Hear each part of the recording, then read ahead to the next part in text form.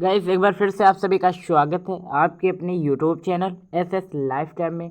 Guys जैसा कि आपको पता है मैं डेली जीके जीएस की क्लासेस आपको प्रोवाइड कराता हूं, बट आज का हमारा टॉपिक वो नहीं है। आज हम 10th UP board exam science का मॉडल पेपर देखेंगे जो 2022 में पूछा जा चुका है। ठीक है, उसको आप सॉल्व करते हैं तो आपको इससे यहाँ से ये भी पता चलेगा कि आने वाले एग्ज़ाम की आपकी कैसी प्रिपरेशन है। ठीक है, और आपके पास समय 3 घंटे 15 मिनट का रहेगा। ये पूर्णांक 70 अंक का होगा और 30 अंक आपको विद्यालय से मिल जाएंगे। ठीक है, प्रैक्टिकल के तौर पर। उसके बाद कुछ निर्देश हैं वो जानते हैं। देखिए, सभी प्रश्नों को करना आपको अनिवार्य रहेगा और प्रश्नों के निर्धारित अंक जो है वो सम्मुख दिए गए होंगे। ठीक है, आप ये निर्देश तंत्र अच्छे से पढ़ना है, आपको 15 मिनट पढ़ना है आपको। तो खंड का में किस प्रकार के प्रश्न आते हैं उसकी तरफ हम बढ़ते हैं। देखिए, नंबर 1 क्वेश्चन में का प्रश्न आपका पूछा जाएगा, एक गोलीय दर्पण की वक्रता त्रिज्या 30 सेंटीमीटर है तो इसकी फोकस दूरी क्या होगी। Option A 10 centimetre, 15 centimetre, 30 centimetre, 60 centimetre. ठीक है, तो आप अभी इसको सिर्फ मॉडल पेपर देखिए, उसके बाद हल करिएगा। ठीक है, उसके बाद नेक्स्ट क्वेश्चन है, किसी वस्तु का आभासी सीधा और बड़ा प्रतिबिंब प्राप्त करने के लिए वस्तु को उत्तल लेंस के सामने रखते हैं। तो ये ऑप्शन आप देख लीजिएगा और स्क्रीनशॉट भी ले लीजिएगा। ठीक है, उसके बाद वैद्युत ऊर्जा का मात्रक क्या होता है। Option A volt, watt, kilowatt और किलो घंटा। ठीक है, तो जिसको आंसर पता हो वो कमेंट बॉक्स में बताइएगा। ठीक है, उसके बाद जानते हैं विद्युत धारा का मापन किस में होता है। तो विद्युत जनित्र द्वारा होता है, धारामापी द्वारा होता है, अमीटर द्वारा होता है, विद्युत मोटर द्वारा होता है। ठीक है, तो बताना कमेंट बॉक्स में अगर आपको पता है और आपको स्क्रीनशॉट ले लेना है और आपको हल करना है। इससे आपको पता चलेगा कि आपको आने वाले एग्ज़ाम की कैसी प्रिपरेशन है और कितने अंक आप प्राप्त कर सकते हैं।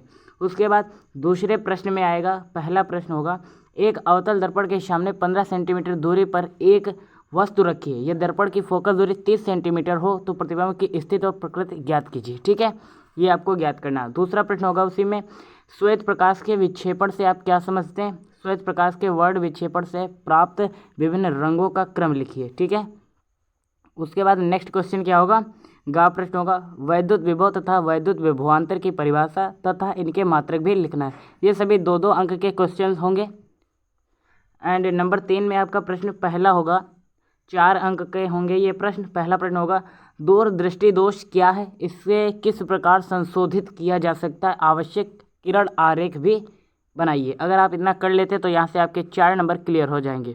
अथवा में यहाँ पर एक क्वेश्चन और भी दिया रहेगा, एक वस्तु 10 सेंटीमीटर फोकस दूरी के किसी अभिसारी लेंस के 25 सेंटीमीटर दूरी पर रखिए, किरण आरेख खींचकर बढ़ने वाले प्रतिबिंब की स्थिति तथा प्रकृति ज्ञात कीजिए। अगर आप इतना कर लेते हैं तो यहाँ से 4 नंबर क्लियर हो जाएंगे। ठीक है, एंड खा प्रश्न किस प्रकार रहेगा ये देखते हैं, एक तार के सिरों पर 1.5 वोल्ट विभवांतर लगाने पर 0.5 एम्पियर वैद्युत धारा प्रवाहित होती है।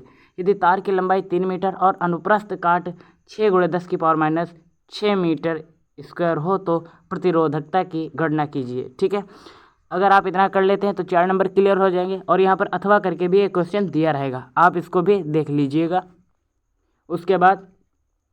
उसके बाद प्रश्न 5 में दिया रहेगा, नामांकित आरेख खींचकर किसी वैद्युत मोटर का सिद्धांत एवं कार्यविधि स्पष्ट कीजिए। ठीक है, अगर आपको ये पता हो तो ये करिएगा। अथवा में भी एक क्वेश्चन दिया रहेगा, वो क्या होगा वो आप देख लीजिए यहाँ से। और अगर आप इतना कर लेते हैं तो 7 नंबर क्लियर हो जाएंगे। एंड उसके बाद बढ़ते हैं नेक्स्ट क्वेश्चन की तरफ। हमारा नेक्स्ट क्वेश्चन है, कार्बन परमाणु की संयोजकता कितनी होती है। कार्बन परमाणु की संयोजकता कितनी होती है, कोई बता सकता है। जिसको पता है वो कमेंट बॉक्स में बताइएगा। ठीक है, एंड खा प्रश्न क्या होगा, कैल्शियम फॉस्फेट का सूत्र क्या होता है। ठीक है, आप हल करिएगा, इससे आपको पता चलेगा कि जो एग्ज़ाम है वहाँ पर आप कितना अंक प्राप्त कर सकते हैं। ठीक है, उसके बाद रासायनिक समीकरण है जो इसको संतुलित करके लिखना है। ठीक है, देखिए आप कोई भी समीकरण अगर लिखा है तो उसको सबसे पहले आपको संतुलित करना आना चाहिए। ठीक है, और संतुलित करने की कुछ विधियाँ होती हैं वो भी आपको पता होनी चाहिए। तो यहाँ पर कुछ आपसे पूछा जा रहा है, ये किस प्रकार की अभिक्रिया हो रही है। तो यहाँ से आप देख लीजिएगा, योगात्मक अभिक्रिया, निराकरण अभिक्रिया, अवक्षेपण अभिक्रिया, या इनमें से कोई नहीं। जो ऑप्शन आपको सही लगे उसी को क्लिक करिएगा।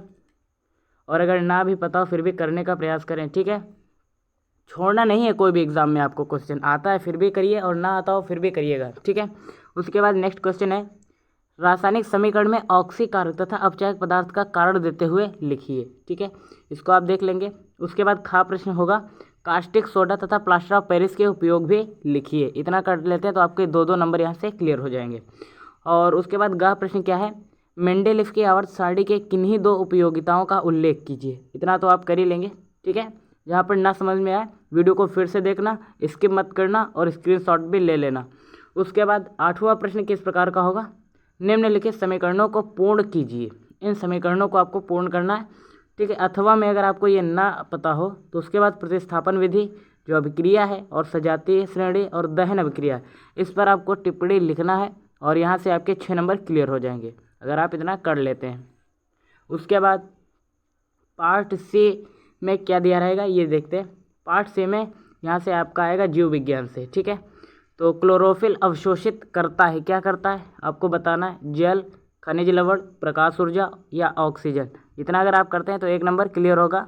उसके बाद जैव विकास का सिद्धांत प्रतिपादित करने वाले वैज्ञानिक का नाम क्या है, तो यहाँ से देखिए ऑप्शन 4 दिए रहेंगे, जो आपको सही लगे क्लिक करके आना है वहाँ। उसके बाद जानते हैं मानव में भ्रूण को पोषण मिलता है, किससे मिलता है, ये आपको आंसर क्लिक करना है। अगर आपको पता हो वो बताइएगा ज़रूर कमेंट बॉक्स में। उसके बाद निम्नलिखित में से कौन सा विषमपोषी नहीं है। ठीक है, क्लियर कर लेना यहाँ से आपको पता हो तो भी, और वरना अच्छे से पढ़ के जाना है और हल भी करना है। ठीक है, उसके बाद नेक्स्ट क्वेश्चन, डायाग्राम क्या है, डायाफ्राम है, सॉरी डायाफ्राम क्या है, यहाँ यह कहाँ पाया जाता है। ठीक है, ये है क्या, इस पर 1 नंबर मिलेगा, और ये कहाँ पाया जाता है उस पर 1 नंबर मिलेगा, यानी कि यहाँ से 2 नंबर क्लियर हो जाएंगे। ठीक है, उसके बाद आपको मैं एक बात बता देना चाहता हूँ, जो आपको क्वेश्चन पेपर इस बार मिलेगा वो 2 भाषा में मिलेगा आपको, एक तो इंग्लिश एक हिंदी। ठीक है, तो जिसमें आपको बेटर लगे उसमें करके आना है। उसके बाद पुनरुद्ध भवन या पुनर्जन को उदाहरण देकर लिखिए। ठीक है, इतना तो आपको पता होगा। और गा प्रश्न क्या है वो जानते हैं, विषम पोषी पोषण क्या है, इसका एक उदाहरण दीजिए। ठीक है, तो आप कर लेना इसको। अगर आप सभी कमेंट में बताते हैं कि आपको इसका सल्यूशन भी चाहिए तो मैं नेक्स्ट वीडियो में आपको बता दूंगा। उसके लिए जानते हैं 11वां प्रश्न क्या है, मानव के नर जनन तंत्र का एक नामांकित चित्र बनाना है आपको।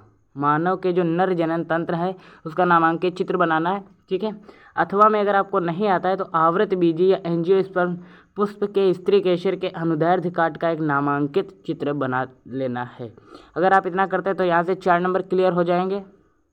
उसके बाद बात करते हैं किन्हीं 2 पर संक्षिप्त टिप्पणियाँ लिखनी है, एक तो सौर ऊर्जा, प्राकृतिक संसाधन या वृक्काणु या नेफ्रॉन। ठीक है, उसके बाद नेक्स्ट है, ये तो वही है। ठीक है, तो यहाँ से देखते हैं 12वां प्रश्न क्या है, एक आवृत बीजी पौधे के नर जननांगों का वर्णन कीजिए। अथवा में आपको एक क्वेश्चन और दिया रहेगा, मानव में लिंग निर्धारण की विस्तार से व्याख्या कीजिए। और अगर आप इतना कर लेते हैं तो यहाँ से 7 नंबर क्लियर हो जाएंगे। गाइस कैसी वीडियो लगी आपको, मिलते हैं ऐसी नेक्स्ट वीडियो में, तब तक के लिए जय हिंद, नमस्कार। और गाइस अगर आप मेरे चैनल पर नए तो यार चैनल को सब्सक्राइब करिएगा और वीडियो को ज़्यादा से ज़्यादा शेयर करें। मिलते हैं ऐसी नेक्स्ट वीडियो।